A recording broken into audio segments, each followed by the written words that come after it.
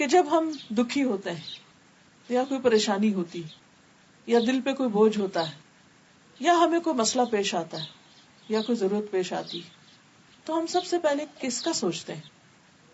یہ ایک ٹیسٹ ہے ہمارے لیے. ہمیں سب سے پہلے اللہ سبحانہ وتعالیٰ کے بارے میں سوچنا چاہیے کہ وہ ہے نا. کیا مشکل ہے؟ کوئی مشکل نہیں، کیونکہ وہ ہے.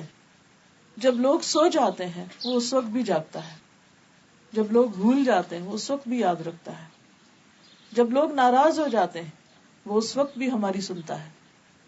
اور شرک کا پہلا دروازہ ہی یہاں سے کھلتا ہے جب بندہ اپنی کسی بھی مشکل میں اللہ کی طرف جانے کی بجائے لوگوں پر توکل کرنے لگے، لوگوں کے پیچھے بھاگنے لگے، انسانوں پر امیدیں رکھے اور انسانوں کو اپنا رازق اور اپنا مالک سمجھنے لگے. کوئی انسان ایسا نہیں کہ جو ضرورت مند نہ ہو. کسی بھی انسان سے جا کر مل کے دیکھیں، چاہے کوئی غریب ہو یا امیر، دنیا کے غریب ترین انسان کو بھی اور امیر ترین انسان کو بھی اور ان کے بیچ کے بھی لوگوں کو، سب کے سب محتاج، سب کے سب ضرورت مند ہیں. اور سب کی ضروریات صرف ایک رب ہی پوری کر سکتا ہے، کوئی بندہ نہیں کر سکتا.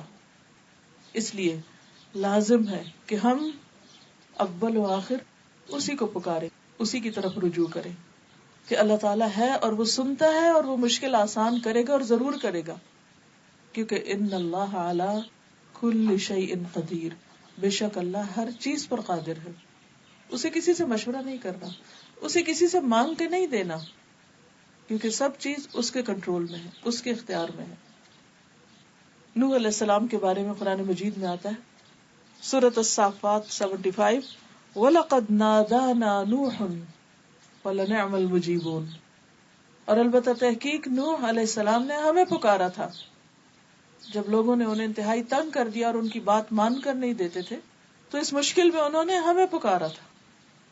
وَلَنِعْمَ الْمُجِيبُونَ، ہم کتنا اچھا جواب دینے والے ہیں. اللہ نے ان کی دعا سنی، بہترین طریقے سے سنی، دعا قبول کی اور ان کی مشکل آسان کر دی. مشکل کتنی بھی بڑی ہو، آزمائش کتنی بھی طویل ہو، دکھ اور درد کتنا بھی گہرا کیوں نہ ہو، کسی بھی قسم کا کیوں نہ ہو، کبھی بھی اللہ کی رحمت سے مایوس نہیں ہونا چاہیے، ہمیشہ پر امید رہنا چاہیے. ہمارے لیے مشکل ہوتی ہے، اللہ کے لیے مشکل نہیں. انسانوں کے خزانے ختم ہو جاتے ہیں، اللہ کے ختم نہیں ہوتے.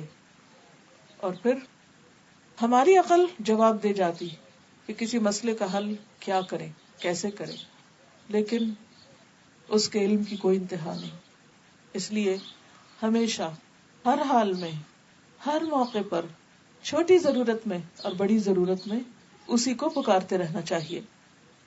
وَاذْكُرْ رَبَّكَ فِي نَفْسِكَ، بندوں کو پکارنے کے لیے تو اونچی آواز میں بولنا پڑتا ہے، چیخنا چلانا پڑتا ہے، لیکن اس کو دل میں تضرعا وخیفۃ، عاجزی اور زاری کے ساتھ، گڑ گڑا کے، چپ کے ودون الجہر من القول، اور آہستہ آہستہ زیر لب باتیں کرتے کرتے، بالغدو والآصال، صبح اور شام، ولا تکن من الغافلین، اور غافلین میں سے نہ ہونا. کیونکہ عبادت کا کیا مطلب ہے؟ محبت، اطاعت، عاجزی اور انکساری کے ساتھ اللہ کے آگے جھکنا. اور اس جھکنے میں جو اہم ترین اور پسندیدہ ترین چیز ہے وہ ہے اپنی ہر ضرورت کے لیے اللہ کے آگے ہاتھ پھیلانا، اللہ سے مانگنا. جب بھی کوئی بھی پریشانی زندگی میں ہو، سب سے پہلے اللہ ہی کا خیال دل میں آنا.